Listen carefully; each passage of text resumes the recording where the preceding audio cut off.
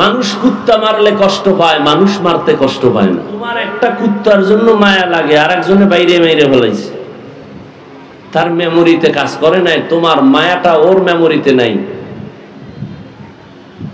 কারণ তোমার মেমোরিতে মানবতার কিছু গান ঢুকানো আছে, ওর মেমোরিতে পচা কিছু ঢুকানো আছে। কি যেই মেমোরিতে গান থাকবে ওটা ওপেন করলে কি বাজবে? তেলাওয়াত। হ্যাঁ, মেমোরির সমস্যা।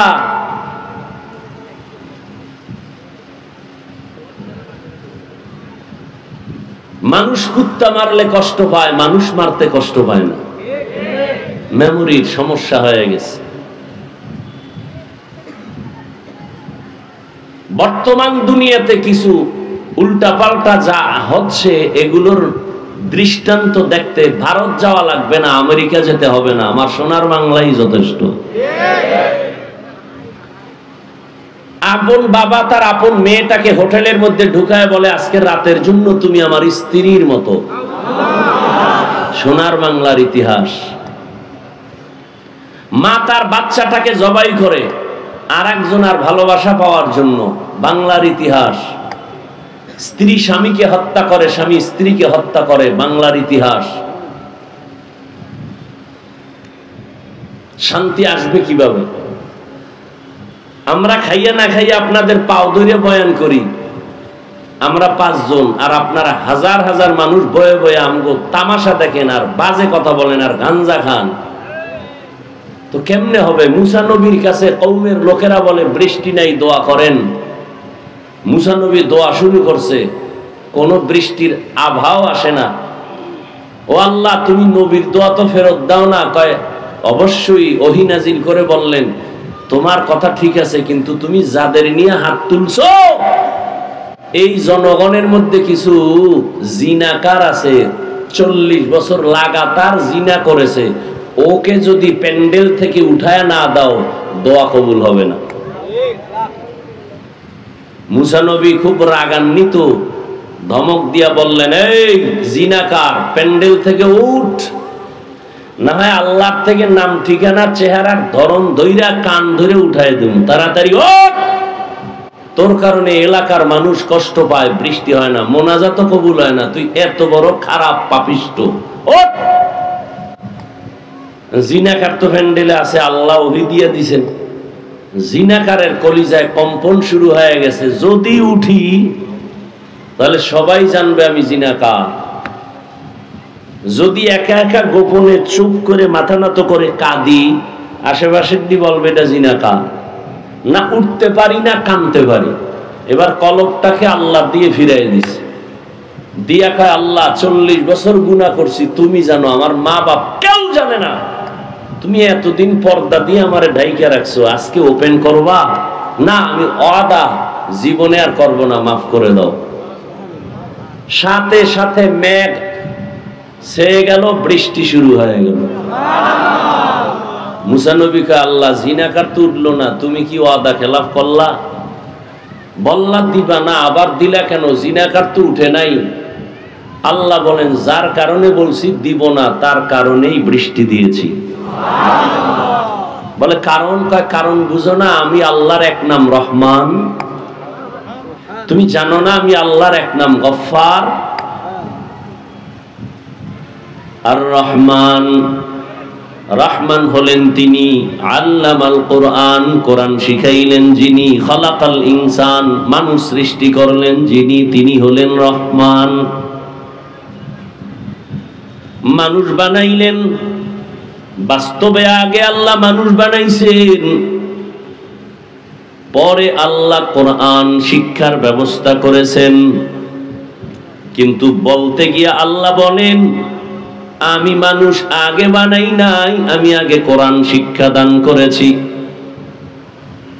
আল্লাহ উল্টা বলার কারণ মুফাসসিরিনে কেরাম বলেন, এখানে মানুষ বলতে কোন দল এটা বুঝতে হবে। মানুষের জমিনে 3 প্রকার মানুষ আছে। কয় প্রকার? এক দল মানুষ বংশগত মানুষ, আর এক দল মানুষ হলো জন্মগত মানুষ, আর এক দল মানুষ হলো গুণগত মানুষ। বংশগত মানুষ যার বংশে জন্ম হয় ওই বংশগত বাপ, বংশগত পিতা, তার সন্তান হলো বংশগত সন্তান। আমাদের বংশের পিতা আদম আলাইহিস সালাতু ওয়াস সালাম, তার বংশে আমরা আসছি। এই হিসাবে আমরা মানুষ, হিন্দুরাও মানুষ, বৌদ্ধরাও মানুষ, ইহুদিরাও মানুষ, খ্রিস্টানেরাও মানুষ। কারণ ধর্মের লাইনে কেউ হিন্দু, কেউ বৌদ্ধ, কেউ ইহুদি, কেউ খ্রিস্টান, কিন্তু বাবা একজন আদম। কি বাবা একজন না? এক বাবার সন্তান, এক মায়ের সন্তান। বংশগত মানুষ আল্লাহর কাছে সফলতা অর্জন করতে পারবে না। মানুষের বংশে জন্ম হলেই তার মুক্তি হবে না। যদি হয় তাহলে হিন্দুরাও মুক্তি পাবে, ইহুদিও পাবে। কয় না না, বাবার 5 সন্তান, ওই সন্তান বাবার দোয়া পায়। যেই সন্তান বাবার কথা মতো চলে, ঠিক না? যে কথা মতো চলবে না ওই সন্তান বাবার কিছুই পাবে না। ইহুদি ও আদম নবীর সন্তান, খ্রিস্টানও সন্তান, বৌদ্ধ হিন্দু আমরাও সন্তান। কিন্তু আদমের যেই হুকুম ছিল আল্লাহর বিধান জমিনে পালন করবে মানুষ, যারা মানছে এখনো মানে তারা কামিয়াব হবে, যারা মানে না তারা আল্লাহর জান্নাত পাবে না। বংশগত মানুষ হলেই নাজাত পাওয়া যাবে না। দ্বিতীয় মানুষ হলো জন্মগত মানুষ। আমার আব্বা জানের ঔরসে আমার জন্ম, আমি জন্মের মানুষ। আমার জন্মগত বাবা আদম নাকি আর একজন? বুঝেন নাই? আদম নবী জন্মগত বাবা না বংশগত বাবা? আরে বলেন না কেন? দুনিয়ার আউলা জাউলা বাবা চিনলেন, আসল বাবারে চিনেন না। না, একজনে লাল কাপড় ফেসায় বয়ে রয়েছে, হে আপনার বাবা। আছে না নাই? আসল বাপ চিনেন? আসল বাবা বংশগত একজন আদম। তিনি মানুষের বংশের প্রথম। আদম আলাইহিস সালাম জন্মগত বাবা। আপনার বাবা যিনি, তিনি জন্মগত পিতা, আপনি তার জন্মগত সন্তান। আল্লাহর কাছে জন্মের পরিচয়, নাজাতের কোনো রাস্তা খোলা নাই। আর একদল মানুষ হলো গুণের মানুষ, গুণগত মানুষ। বংশগত মানুষের দাম নাই, জন্মগত মানুষের মূল্য নাই, একমাত্র গুণগত মানুষের দাম আল্লাহর কাছে। কোন মানুষের দাম? এবার বুঝেন গুণের মানুষ কাকে বলে, ভালো করে বুঝার চেষ্টা করেন। যে কোনো জিনিস, যে কোনো বস্তু যেই কাজের জন্য সৃষ্টি করে বানায়, ওই কাজটা হলো ওই বস্তুটার মূল গুণ। মাইকওয়ালা মাইক বানাইছে কেন? আওয়াজ দেওয়ার জন্য নাকি না দেওয়ার জন্য? আওয়াজ দেওয়া মাইকের মূল কাজ, এটাই মাইকের বড় গুণ। ঘড়িওয়ালা ঘড়ি বানাইছে টাইম ঠিক মতো দেওয়ার জন্য, টাইম ঠিক মতো দেওয়া ঘড়ির গুণ। পাখা বানাইছে বাতাস দেওয়ার জন্য, বাতাস দেওয়া হলো পাখার গুণ। কথা ঠিক না? মাইক যদি আওয়াজ না দেয়, বলবে এটাকে লাথি মেরে ফেলে দাও, এটা গুণের মাইক না। বাতি বানাইছে আলো দেওয়ার জন্য, যদি আলো না দেয় ভেঙ্গে ফেলে, এটা গুণের বাতি না। ঠিক নি? পাখা বানাইছে বাতাস দেওয়ার জন্য, যদি বাতাস ঠিক মতো না দেয় ভেঙ্গে ফেল, এটা গুণের পাখা না। তাহলে যেই বস্তুটা যেই কাজের জন্য বানানো হয়, ওই কাজটা হলো ওই বস্তুর গুণ। মাইকের গুণ আওয়াজ দেওয়া, বাতির গুণ আলো দেওয়া, পাখার গুণ বাতাস দেওয়া। ঠিক নি? হ্যাঁ, এবার বুঝো মানুষ বানাইছেন কোন কাজের জন্য। মানুষ যেই কাজের জন্য বানাইছেন, ওই কাজ হলো মানুষের আসল গুণ। আল্লাহ কোরআনের এক আয়াতে বলেন, মা খালাকতুল জিন্না ওয়াল ইনসা ইল্লা লিয়াবুদুন। মা খালাকতুল জিন্না ওয়াল ইনসি বাখা জুজ ইবাদত নিস্তে মাকসুদ আজ্জাহা। খারাপ লাগে আপনাদের? এটি কোনো ওয়াজ না, হ্যাঁ? দেখতে নারী চলন বাঁকা, নিজে নামাজ পড়ে না, দোষ নাই। ইমাম সাহেবের ভাগরি নেই কেন, এটা বড় দোষ। সব দোষ হুজুরদের। হ্যাঁ, সত্য কথা বললে কয় হুজুরের গরম গরম। হুজুর কি হালকা ঠান্ডা বয়ান করলে বলে ইমান দুর্বল। ঠিক নেই? মানে সব জায়গায় হুজুর গো দোষ, কিন্তু সব জায়গায় অবদান হুজুরদের বেশি। এই যুবক, ভালো করে লিখে রাখিস, কত সুন্দর সুন্দর স্লোগান রাস্তার পাশে পাশে ব্যানার টানায় লিখে রাখো। আমার স্লোগানটা লিখে রাখ, আল্লাহর কসম, আল্লাহর কসম, আল্লাহর কসম। 3 বার করলাম, আল্লাহি বিল্লাহি তাল্লাহি।